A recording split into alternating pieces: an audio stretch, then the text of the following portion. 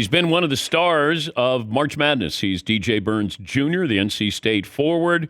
Next for them, up for them will be number one Purdue in the Final Four Saturday at 6 o'clock from Arizona. DJ, good to have you on. If I would have told you a month ago you'd be in the Final Four, you would have said what?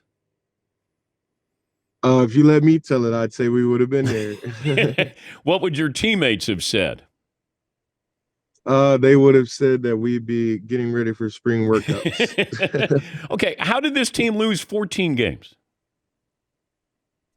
Man, our defensive connection just wasn't there at first. We had it sometimes and we showed a glimpse of what we could do, but it didn't really hit until the tournament where we just locked in.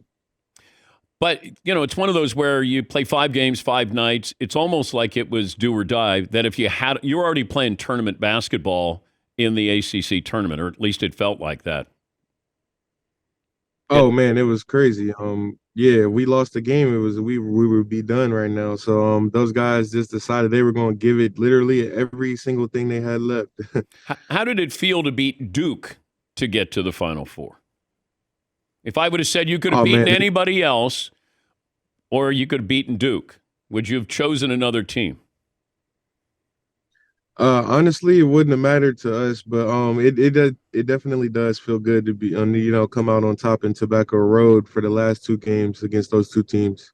I did like that when you beat Duke in the ACC tournament, somebody said to you, "Hey, the fans were rooting for you," and you said, "No, they were rooting against Duke, rooting for us just to beat Duke. It wasn't necessarily for NC State." But do you feel like an underdog still?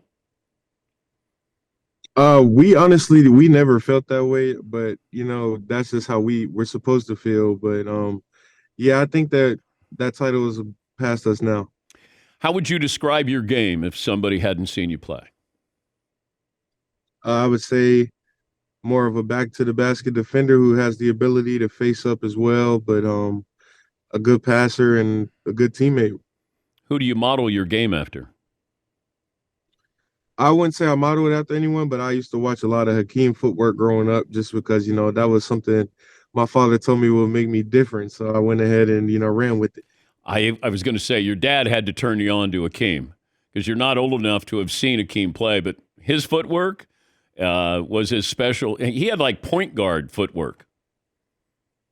Oh, yeah, for sure. We tried to hop on that early. I unfortunately didn't have the, point guard body type, but yeah, the footwork is there.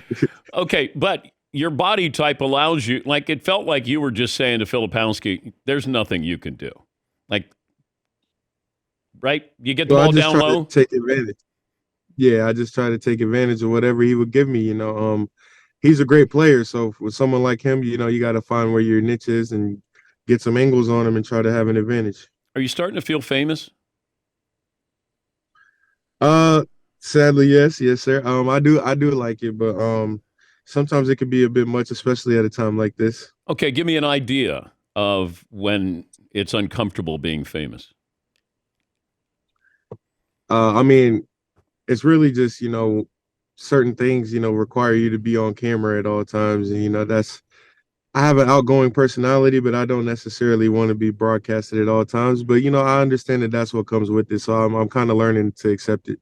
Okay, but you're a musician. So if you're going to be a musician, you got to be out in front of people. Are you more comfortable with that aspect of being in front of people than you are playing basketball? Oh, no, sir. Playing basketball is not the problem. I'm more talking about walking through the hotel and being on the bus and, sometimes in my room, the cameras just tend to follow when you're, a trending topic at the time. What's it like walking across campus? Oh man, it's getting crazy, just all the love, a lot of support, it feels good to be able to, bring this back to Raleigh, bring some wins in for them. Have you had a teacher ask for an autograph or a photo? Several, yes, sir. I probably get at least 10 requests a day for that right now. Oh, all right. Where did this football thing come from? Maybe trying the NFL if you didn't make the NBA. Oh, I think that just comes along with, our team being trending right now. They always find something to talk about, and that just happened to be one of the topics. Yeah, but you want to play in the NBA, correct? Yes, sir. That's the plan. Okay, if you don't make it, would football be something that you would at least think about playing? I mean, I probably explore some other options with basketball first before all of that, but I won't. I'm not a closed-minded person. That's the right option or the right answer there, because if you can't play in the NBA, then can you play overseas? But um, yeah, it just felt like it came out of nowhere, and I thought it was April Fool's joke where they're like, "Oh yeah, NFL teams are interested in you." But have you heard from anybody? NFL, No, sir. Not nobody. not from me. Not to me directly. Okay. Well, it's been fun. Keep smiling. Have you played? Always. Have you played somebody as tall as Zach Edey? Maybe a little closer, but not that tall. How do you prepare for somebody 7'4"? I won't give that away, but just know we're coming with the game plan. Okay. Do you have a team manager stand on a chair with a broom, and then that'll give you an idea of how tall 7'4" is?